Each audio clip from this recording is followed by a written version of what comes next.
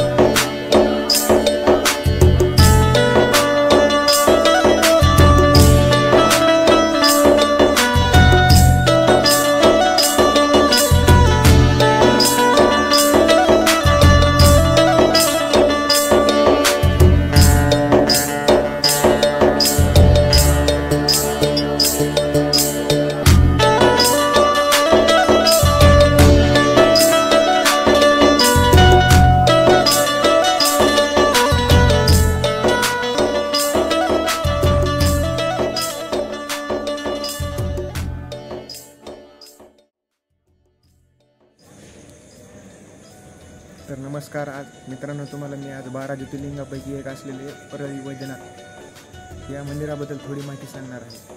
तर 12 ज्योतिर्लिंगापैकी एक असलेले 5वे ज्योतिर्लिंग परळी वैद्यनाथ आहे आणि आद्यगुरु शंकराचार्य यांनी आपल्या स्वतःच्या मंत्रामध्ये परळ्याम वैद्यनाथाचे डाकण्याम भीमशंकरम या मंत्रामध्ये परळी वैद्यनाथ ज्योतिर्लिंगाचे वर्णन केलेले आहे। आणि परळी वैद्यनाथ ज्योतिर्लिंग हे 5000 वर्षापूर्वीचे मंदिर आहे। या मंदिराचा जीर्णोद्धार आलेली होळकर यांनी केलेला आहे। तर बाबा बैद्यनाथचे धाम झारखंडमध्ये जे लोक मानतात ते बी एक महादेवाचंच मंदिर आहे आणि परळी वैद्यनाथ हे ज्योतिर्लिंग असल्यामुळे पूर्ण भारत देशाला म्हणते. 12 ज्योतिर्लिंगापैकी वैद्यनाथ ज्योतिर्लिंगचं दर्शन करण्यासाठी लोक परळीला येतात आणि धामचं दर्शन करण्यासाठी लोक झारखंडला जातात. ज्यावेळेस महादेवाने रावणाला शिवलिंग दिले होते त्यावेळेस शिवलिंग घेऊन जाताना मध्यस्थी परळी वैद्यनाथ गाव लागते. तर या गावामधूनच रावण श्रीलंकेकडे निघाला होता. तर या गावामध्ये जी ठेवलेली जी पिंड आहे तर तीच वैद्यनाथ ज्योतिर्लिंगची मुख्य पिंड आहे. तर या ज्योतिर्लिंगाचं पूर्ण देशामधील लोकांना माहीत आहे की 12 ज्योतिर्लिंगापैकी हेच मंदिर आहे एकमेव. असं दावा केला जातो की तिकडल्या मंदिराचा आता रेटिंग पण आहे. गुगल मॅपवर बघा तुम्ही किंवा गुगलला सर्च करून बघा. याचा फरक एवढाच आहे की 12 ज्योतिर्लिंगापैकी वैद्यनाथ ज्योतिर्लिंग ते आहे हे वैद्यनाथ हा शब्द मराठीमध्ये आहे आणि वैद्यनाथ हा शब्द संस्कृतमध्ये आहे.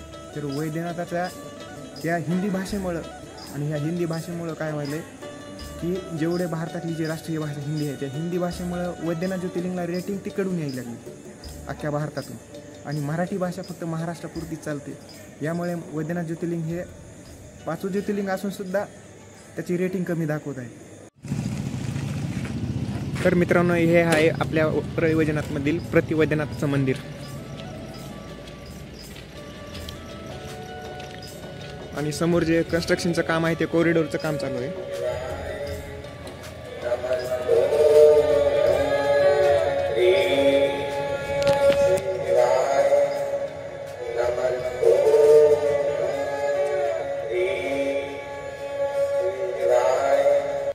नंतर आपल्या परळीमध्ये दुसरं एक छोटंसं मंदिर आहे. सेम टू सेम असंच आकाराचं आपल्या परळीमध्ये दुसरं एक मंदिर आहे मार्कंडेय ऋषी मंदिर. तर त्याही मंदिराचं दर्शन करण्याचा आपण